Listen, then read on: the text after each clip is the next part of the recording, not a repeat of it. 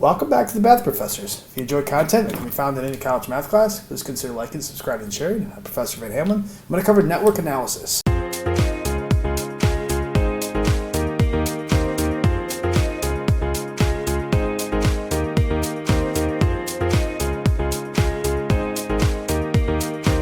This is an idea that can be found in usually like a linear algebra class. What we're going to do is we're going to assume water is flowing through pipes in thousands of cubic feet per hour. And I want to solve for the unknown flows x of I. So, x1, x2, x3, x4, and x sub 5. And now find the flows when x2 is equal to 200 and x3 is equal to 50, and we'll see why that's the case in a second here. So you could think of it as water flowing through pipes. Other examples, we say that there are cars through intersections. So there's a lot of applications to this this network flow chart here. So this is nothing more than a system of equations, and we're going to solve that. And here's kind of the basis of this idea, that if I have something coming into a node and other things coming out of that node, so let's say this is our directionality, so we're coming in this way, we're going out this way. Really the whole idea is that n has to equal out. So let's say I had 25 units of something coming in. I know that this side is going to be 10, and I need to know what is this side. Well, if there's 25 coming in, there has to be 25 coming out, so that's got to be 15. Now, this is just an equation. 25 is coming in. What's coming out is going to be 10 plus x. And then I can solve that thing for x, and you can see x is equal to 15. So this is just a more complicated idea of that. This has one node, therefore there's only one equation, but this has 4 nodes, so there's going to be 4 equations. So let's set that up. So we're just going to start with each node. So I've labeled 1, 2, 3, and 4. So let's do the equation for 1. We're going to have the equation for 2, also for 3, and then finally for 4. All right, so setting this up, n has to equal out. So for node 1, I have 400 coming in, x2 going in, so I have 400 plus x2, and what's coming out is just x1. Node 2 coming in, x1 and also x3, so x1 plus x3, and what's coming out is going to be 600 and also x4, so 600 plus x4. What's coming into node 3 is 300, and that is it. So this is going to be 300, and then what's coming out actually is a bunch of things. So what's coming out is x2 plus x3, also plus x5.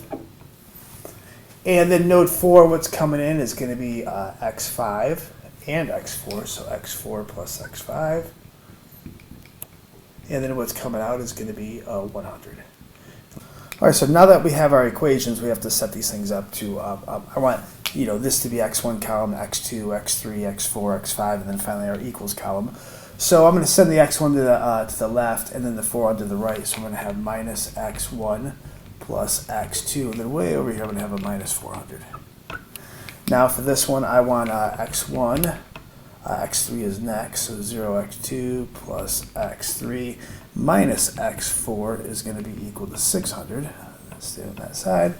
Here I already got these things isolated, so I'm just going to, if you flip them both, everything becomes negative, and you can multiply everything by negative 1, which turns them all positive again, or just say this is the left and this is the right. So x2 plus x3 plus x5 is equal to 300.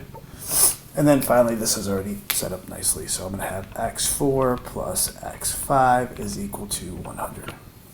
All right, now that that is done, we're going to write this in matrix form. So -1 coefficient 1, 0, 0, 0, negative 400. -1, 1, 0, 0, 0, 400. Next, 1, 0, 1, -1, 0, 600. 1, 0, 1, 1, -1, 0, and then we have our 600. 0, 1, 1, 0, 1, 300. And then 0, 0, 0, 1, 1, and then 100. All right, so I'm going to do this on a calculator. So I know we can row reduce, so we practiced this quite a bit. And since they're all ones, this will be very fast to row reduce by hand. but I'm going to do it in my calculator. So I'm going to press the second and then hit the matrix button. The matrix button is the button right below the math. So you see math here, matrix in blue, so second matrix. And then we're going to tab over and we're going to go ahead and hit edit. So this is a 4 rows, 6 columns, so 4, enter, 6, enter. Then we're going to type in all these numbers. So -1, 1, 0, 0, 0, 4. Oh, this should be -400. -400.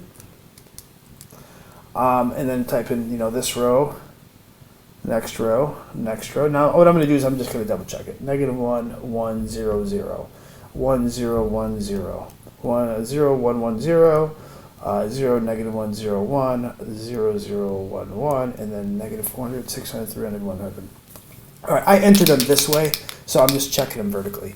So now when I do this in row reduced echelon form, the way we're going to do this is just type this in the calculator, RREF, and we're going to do matrix A, and this is going to give you a row reduced version of this. So second quit, got to get out of the matrix menu. Now back into it again, so second matrix, go to math, and then on your matrix menu and hit down until you see RREF, boom, hit second matrix button again, and I want to click on A and hit enter, and there we go.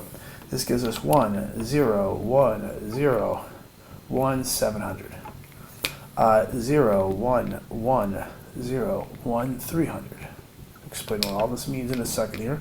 0, 0, 0, 1, 1, 100. And then finally the last row is zeros. Now what we know is when an entire row cancels out, this represents this is going to be infinite solutions. You can kind of tell that this is likely going to be infinite no solutions anyway, because I have 5 variables but only 4 equations, and I need as many equations as variables to get a consistent solution. Well, sorry, a unique solution.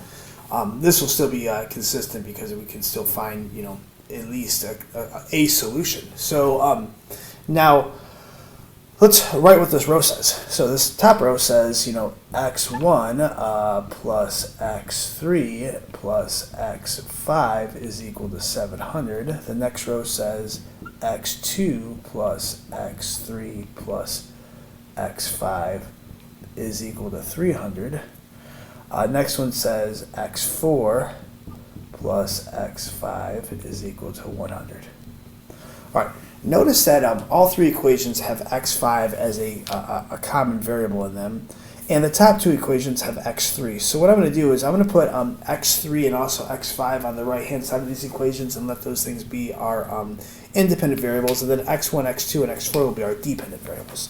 So this says x1 will be equal to -x3 minus x5 plus 700. X2 is going to be -x3 minus x5 plus 300. And then x4 is going to be equal to minus x5 plus 100.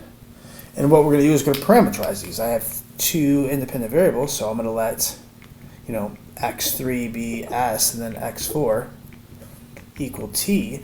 And then I can write these things as solutions. X1 equals, X2 equals, X3 equals, X4 equals, X5 equals, all in terms of our particular parameters. I should say X5. So X3 and X5 over here. That's why I'm doing those. So then X1.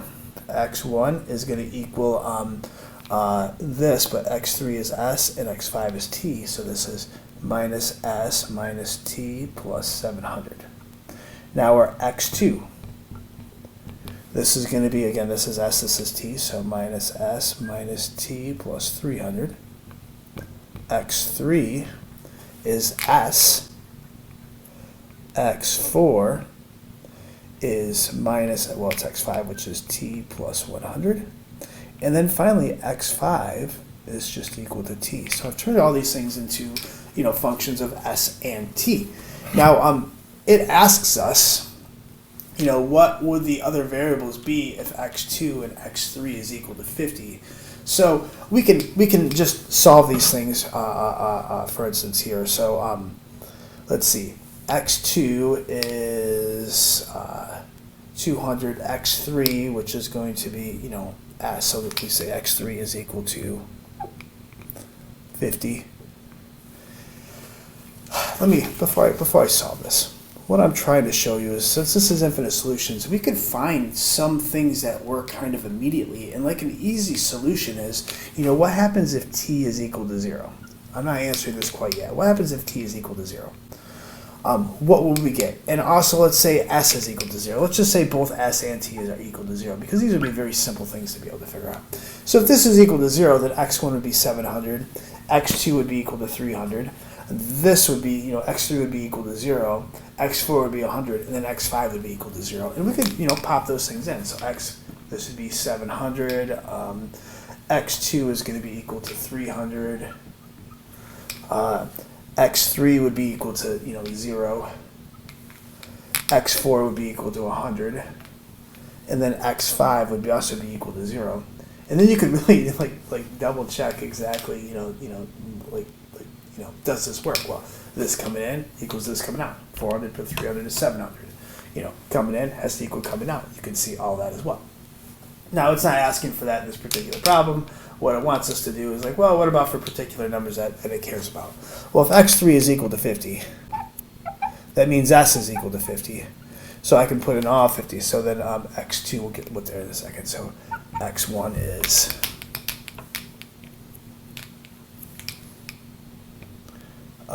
minus 50 minus t plus 700. We'll get to t in a second. x2 is equal to 50 not 500, buddy. Minus 50 minus t plus 300. X4 is, we're good here. Now x2 said that this was equal to 200. And what this will allow us to do is this is going to give us a value for t. So adding 50 is going to be, 250 is equal to minus t plus 300.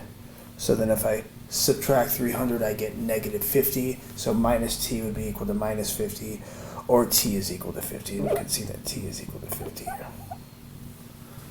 Now, if t is equal to 50, I know what x4 is. x4 would be equal to minus 50 plus 100. Sorry, I need to make a mess here. So this would be equal to 50. We already figured out t is equal to 50, so x5 would be equal to 50. So I have an answer for x5, an answer for x4, an answer for x3. x2 already gave us that answer. And x1, I just need to know what t is. So x1 is equal to minus 50. T is also 50, so minus 50 plus 700. So x1 is going to be equal to 600.